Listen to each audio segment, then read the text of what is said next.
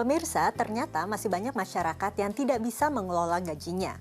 Lantas, seperti apakah alokasi ideal dalam penggunaan gaji kita? Bersama saya Chandra Dewi, Anda menyaksikan Cerdas 5 Menit.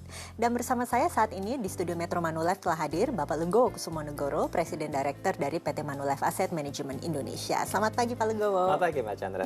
Pak Legowo, ini dari gaji yang kita peroleh tiap bulannya, kiranya pos-pos mana saja sih yang harus menjadi prioritas kita juga di tiap bulannya? Biasanya gaji numpang lewat gitu ya, gajian kemudian untuk bayar hutang dan sebagainya habis gitu. Ini memang pertanyaan yang umum ditanyakan oleh siapa saja. Enaknya tuh gaji itu dialokasikan bagaimana supaya bisa cukup buat sebulan, tapi juga bisa buat investasi jangka panjang, kan begitu. Jadi ini adalah 5 pos yang harus diprioritaskan dan saya akan katakan sesuai dengan urutan pentingnya. Bahwa rezeki gaji itu adalah dari Yang Maha Kuasa, jadi nomor 1 kita harus keluarkan untuk mereka yang berhak. Jadi harus disedekahkan nomor 1. Kalau agama pasti mengatur kan ya berapa persen. Kalau saya aturannya ya kira-kira aja 3%, 2,5%, pokoknya tiap bulan dikeluarkan untuk sedekah. Nomor 2 adalah untuk uang darurat atau untuk asuransi. Ini harus kita siapkan uang tabungan darurat yang kira-kira patokannya 6 bulan penghasilan. Nomor 3 adalah untuk investasi yang jangka waktunya dekat 1-5 tahun. Keempat adalah untuk investasi yang jangka waktu 5 tahun ke atas.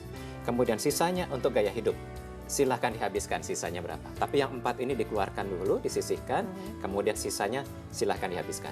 Oke, jadi untuk 4 yang tadi, sedekah kira-kira kan 2,5-3% ya Pak ya. Untuk proteksi tujuan jangka pendek, menengah maupun jangka panjang ini kira-kira porsinya berapa ya? Investasi paling tidak 10% sih. Gitu. Kemudian untuk uang jaga atau asuransi gitu ya kira-kira mungkin 10%. Patokannya 25% paling tidak itu disisihkan untuk total tadi yang 4. Ya. Gitu. Jadi 25%. Tapi kan tadi dana darurat harus kita persiapkan paling tidak 6 bulan ya Pak ya? Iya, itu harus prioritas diisi lebih dahulu.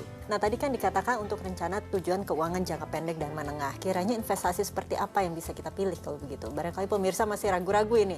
Menempatkan jangka pendek, menengah, panjang ini agak-agak bingung barangkali ya Pak?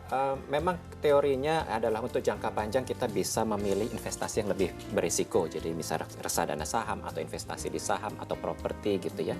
Namun saya harus ingatkan bahwa masyarakat kita kalau belum pernah berinvestasi, apalagi yang jangka panjang, pilihlah investasi yang nyaman di hati dulu. Gitu. Jadi tadi walaupun kita harus investasinya jangka panjang ya, sampai 5 tahun, kemudian di atas 5 tahun, saya sangat sarankan bagi masyarakat yang awam, yang masih pemula untuk berinvestasi, memanfaatkan namanya reksadana pasar uang dulu.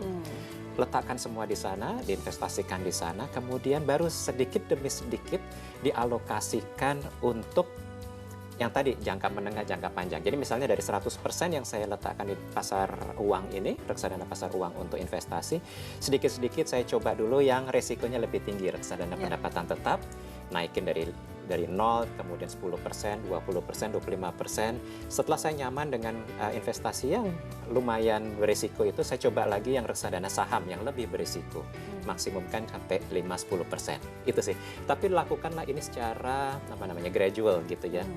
Sedikit demi sedikit kita dilatih untuk menanggung resiko. Ini menarik sekali Pak Legowo menyarankan untuk lebih gradual dalam berinvestasi. Tapi kan juga banyak masyarakat yang barangkali berpendapat jika ingin jangka panjang, ini paling tidak kita bisa memilih investasi yang lebih beresiko, misalnya langsung ke saham begitu. Pandangan Pak Legowo bagaimana? Teorinya begitu, tetapi pada kenyataannya karena masyarakat kita pada umumnya belum pernah berinvestasi selain tabungan deposito gitu ya. Kalau investasi di saham itu bisa naiknya bisa tinggi, tapi turun juga bisa.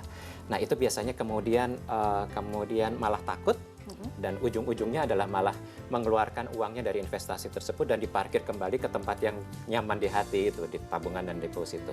Jadi kemampuan kita untuk berhadapan dengan risiko itu harus dilatih sedikit demi sedikit atau gradual atau bertahap tadi Mbak. Baiklah Pak Legowo, terima kasih banyak ya Pak atas kehadiran dan juga informasi yang pasti bermanfaat bagi pemirsa di rumah. Terima kasih. Dan pemirsa, demikianlah Cerdas 5 Menit, Cerdas Finansial untuk episode kali ini. Saya Chandra Dewi, terima kasih atas perhatiannya. Sampai jumpa. Dipersembahkan oleh